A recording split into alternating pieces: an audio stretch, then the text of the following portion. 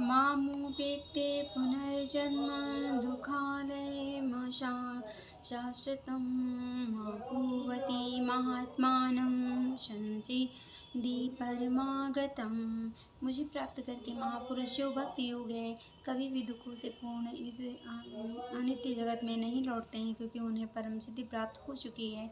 चूँकि यह नाशवर जगत जन्म जरा तथा मृत्यु के क्लेशों से पूर्ण है, अतः जो परम सिद्धि प्राप्त करता है और परलोक कृष्णलोक या गोलोक वृंदावन को प्राप्त होता है, वह वहाँ से कभी वापस नहीं आना चाहता है। इस परम लोक को वेदों में अव्यक्त अक्षर तथा वर्मा गति कहा जाता है। दूसरे शब्दों में वह लोक हमारी भौतिक दृष्टि से परे है और अवर्णनीय है, किंतु यह परम लक्ष्य है जो महात्माओं का गंतव्य है। महात्मा अनुभव सिद्ध भक्तों के दिव्य दर्शन संदेश प्राप्त करते हैं और इस प्रकार से धीरे धीरे कृष्ण भावनामृत में भक्ति विकसित करते हैं और दिव्य सेवा में इतने लीन हो जाते हैं कि वे ना तो किसी भौतिक लोक में जाना चाहते हैं, यहाँ तक कि ना ही वे किसी आध्यात्मिक लोक में जाना चाहते हैं। वे केवल कृष्ण तथा कृष्ण का सामीप्य चाहते हैं, अन्य कुछ नहीं। यही जीवन की सबसे बड़ी सिद्धि है। इस श्लोक में भगवान कृष्ण के सद्गुणवादी भक्तों का विशेष रूप से उल्लेख हुआ है। ये भक्त कृष्ण भावनामृत में जीवन को की परम सिद्धि प्राप्त करते हैं, किंतु दूसरे शब्दों में वे सर्वोच्च आत्माएं हैं। अब्रह्मा भुवना लोका पुनरावर्तिनो अर्जुना मापुपेत्ते तु कौन्ते पुनर्जन्म न विद्यते। इस जगत में सर्वोच्च लोक में से लेकर निम्नतम सारे लोग दुखों के घर हैं, जहाँ जन्म तथा मरण का चक्र लगा रहता है। किंतु वे कुंती पुत्र, जो मेरे धाम को प्राप्त कर लेता है वह फिर कभी जन्म नहीं लेता है। समस्त योगियों को चाहे वे कर्म योगी हों या ज्ञान योगी हों या हठ योगी हों, अंततः भक्ति योगी या कृष्ण भावनामृत में भक्ति का सिद्ध प्राप्त करनी होती है, तभी वे कृष्ण के दिव्य धाम को प्राप्त हो जा सकते हैं, जहाँ से वे फिर कभी वापस नहीं आते।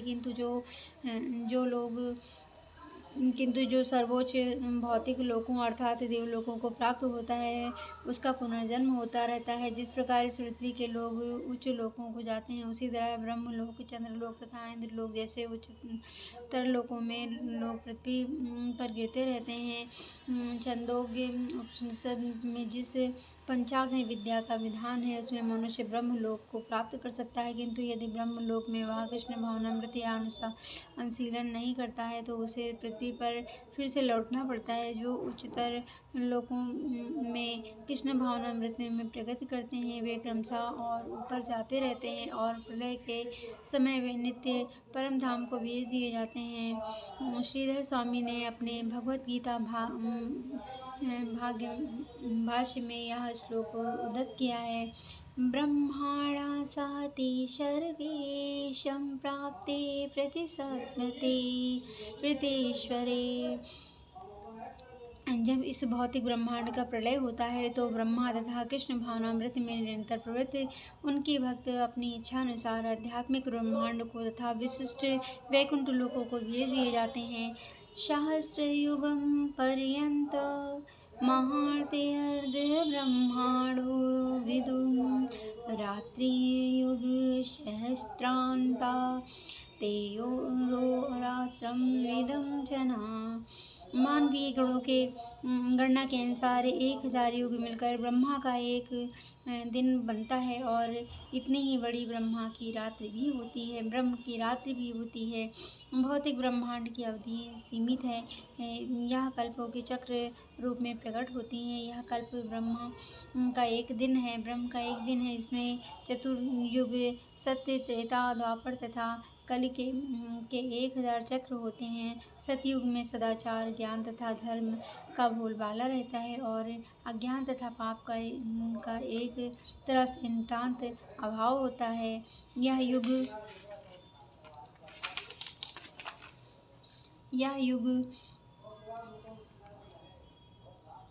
17,28,000 वर्षों तक चलता है। त्रेता युग में पापों का प्रारंभ होता है और यह युग 12,49,000 वर्षों तक चलता है। द्वापर युग में सदाचार तथा धर्म का ह्रास होता है और पाप बढ़ते हैं, और यह युग 8,64,000 वर्षों तक चलता है। सबसे अंत में कलयुग, जिसमें हम विगत 5,000 वर्षों से भोग रहे हैं, आता है, जिसमें कलह, अज्ञान, अधर्म तथा पाप का प्राधान्य होता है और सदाचार का प्राय लोप हो जाता है। यह युग 4,32,000 वर्षों तक चलता है। इस युग में पाप जहाँ तक बढ़ जाते हैं कि इस युग के अंत में भगवान स्वयं कल के अवतार धारण करते हैं, असुरों का संहार करते हैं, भक्तों की रक्षा करते हैं और दूसरे सतयुग का शुभारंभ होता है। इस तरह यह क्रिया निरंतर चलती रहती है। ये चारों युग एक सहस्र चक्र कर लेने पर ब्रह्मा के एक दिन के तुल्य होते हैं। इतने ही वर्षों की उनकी एक रात्रि होती है। ब्रह्म मेरे ऐसे 100 वर्ष जीवित रहते हैं और तब उनकी मृत्यु होती है। ब्रह्म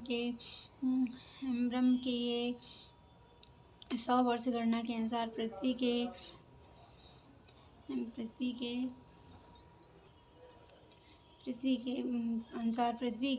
31 खरबों और 10 करोड़ 40 लाख वर्ष के तुल्य हैं। इन गणनाओं से ब्रह्म की आयु अत्यंत विचित्र तथा न समाप्त होने वाली लगती है, किंतु नित्यता की दृष्टि से यह बिजली की चमक जैसी अल्प है। कर्णावरण में असंख्य ब्रह्म अटलांटिक सागर में पानी के बुलबुलों के समान प्रकट होते हैं और लोप होते रहते हैं। ब्रह्म तथा उनकी सृष्टि भौतिक ब्रह्मांड के अंग हैं, फलस्वरूप निरंतर परिवर्तित होते रहते हैं। इस भौतिक ब्रह्मांड में ब्रह्म भी जन्म, जरा, रोग तथा मरण की क्रिया से अछूते नहीं हैं, किंतु चूँकि ब्रह्म इस ब्रह्मांड को व्यवस्थित करते हैं, इसलिए वे भगवान की प्रत्यक्ष सेवा में लगे रहते हैं। फलस्वरूप उन्हें तुरंत मुक्ति प्राप्त हो जाती है। यहाँ तक कि सिद्ध सन्यासियों को भी ब्रह्म लोक में भेजा जाता है, जो इस ब्रह्मांड को सर्वोच्च लोक है, किंतु काल क्रम में ब्रह्म तथा ब्रह्मलोक के सारे वासी प्रकृति के नियमानुसार मरणशील होते हैं। ओम नमो भगवते वासुदेवाय नमः। ओम नमो भगवते वासुदेवाय नमः। ओम नमो भगवते वासुदेवाय नमः। ओम नमो भगवते वासुदेवाय नमः। ओम नमो भगवते वासुदेवाय नमः। भगवते वासुदेवाय नमः।